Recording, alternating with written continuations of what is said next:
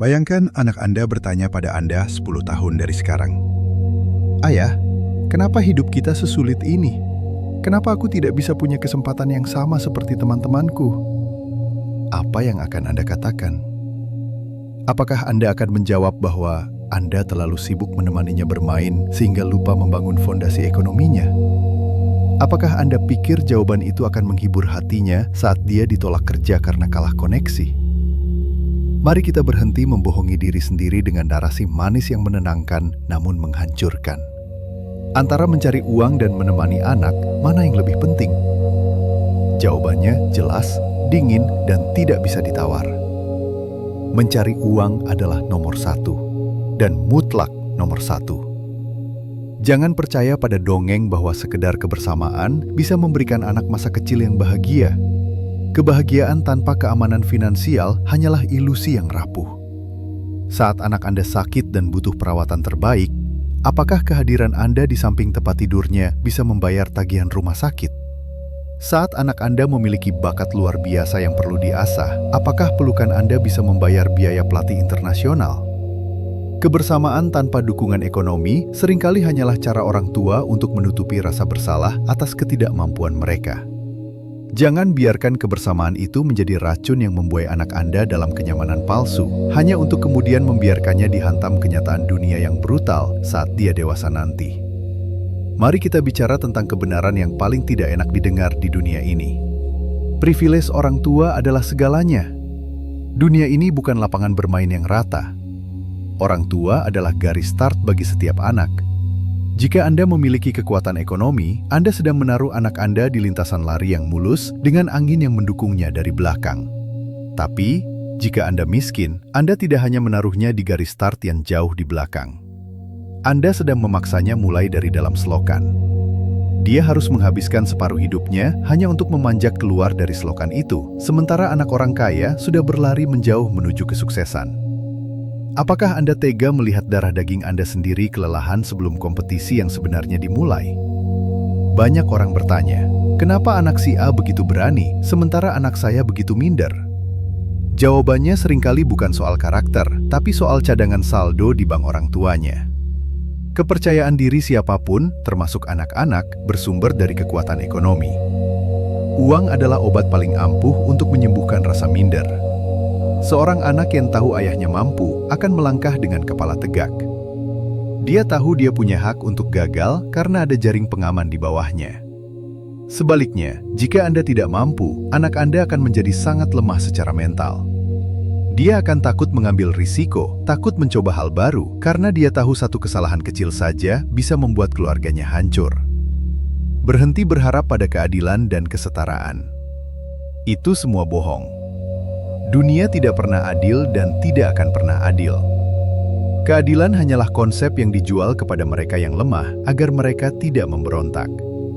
Di dunia nyata, yang ada hanyalah kekuatan dan sumber daya.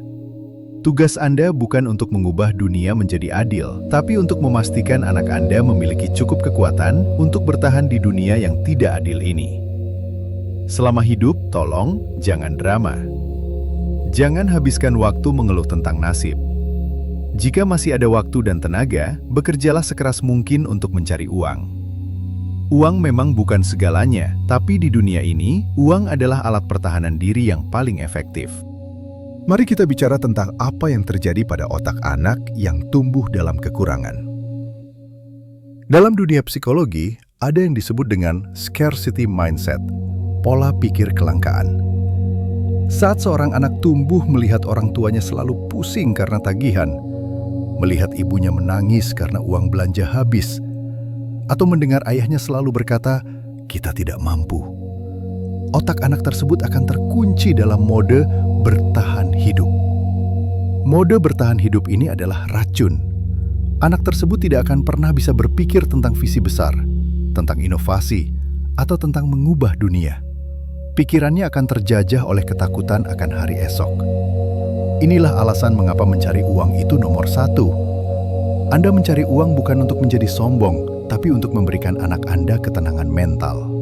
Dengan finansial yang kokoh, anak Anda bisa memiliki ruang kognitif untuk menjadi cerdas, kreatif, dan berani.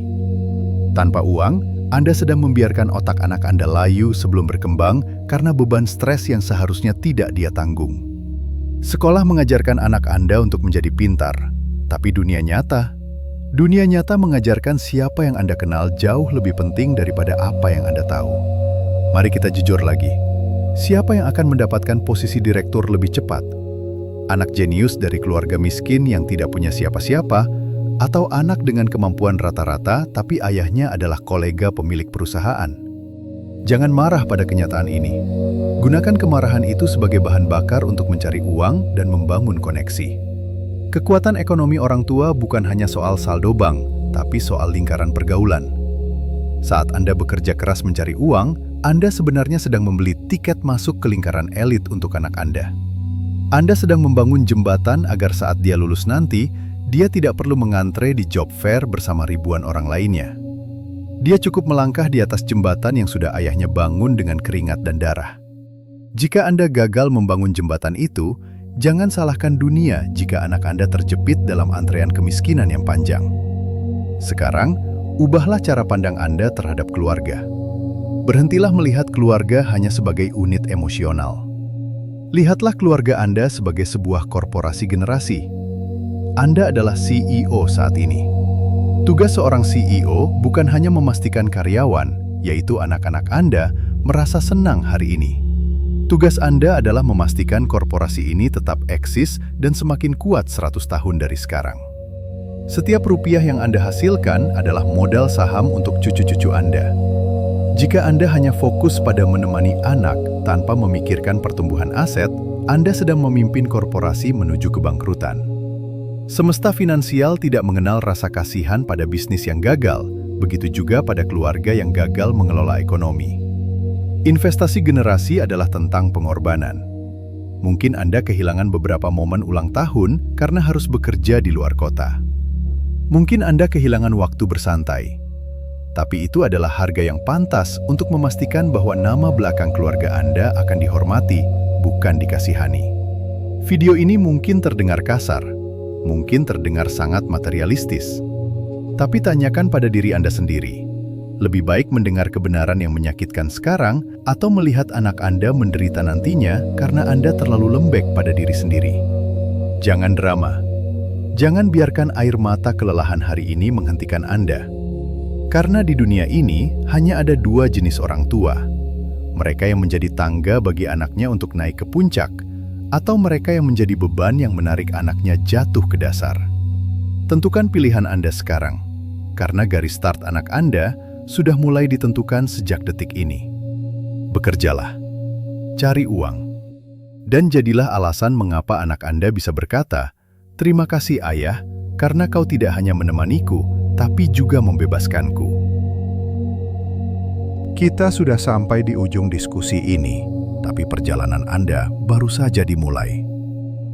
Kita telah membedah realita pahit tentang kebersamaan yang semu, tentang kejamnya garis start di selokan, hingga bagaimana ekonomi membentuk mentalitas seorang pemenang. Sekarang, coba tatap masa depan. Suatu saat nanti, ketika Anda sudah tua dan tidak lagi mampu bekerja, warisan apa yang akan berbicara atas nama Anda? Apakah hanya kenangan tentang Anda yang duduk di sofa sambil menonton TV bersama mereka? Ataukah sebuah imperium kecil, sebuah fondasi kokoh yang membuat anak-anak Anda tidak perlu lagi menjilat pada dunia hanya untuk bertahan hidup? Pahami ini baik-baik. Cinta sejati seorang ayah atau ibu bukan hanya soal kehadiran fisik di masa kecil. Cinta sejati adalah kemampuan untuk memberikan kemerdekaan. Dan di dunia yang materialistis ini, kemerdekaan hanya bisa diraih dengan kekuatan ekonomi. Jangan biarkan drama kemalasan membungkus diri Anda dengan alasan-alasan emosional. Jika Anda punya waktu, carilah uang. Jika Anda punya peluang, bangunlah aset. Jangan biarkan anak Anda menjadi sangat lemah karena Anda gagal menjadi kuat. Jadilah orang tua yang tidak hanya menemani mereka di garis start, tapi orang tua yang sudah menyiapkan jalan tol agar mereka bisa melesat tanpa hambatan. Berhentilah percaya pada keadilan yang semu, dan mulailah membangun keadilan Anda sendiri di atas kekuatan finansial yang nyata. Ingatlah kalimat terakhir ini. Uang memang tidak bisa membeli waktu yang telah hilang, Tapi uang bisa membeli masa depan yang jauh lebih cerah bagi mereka yang Anda sayangi.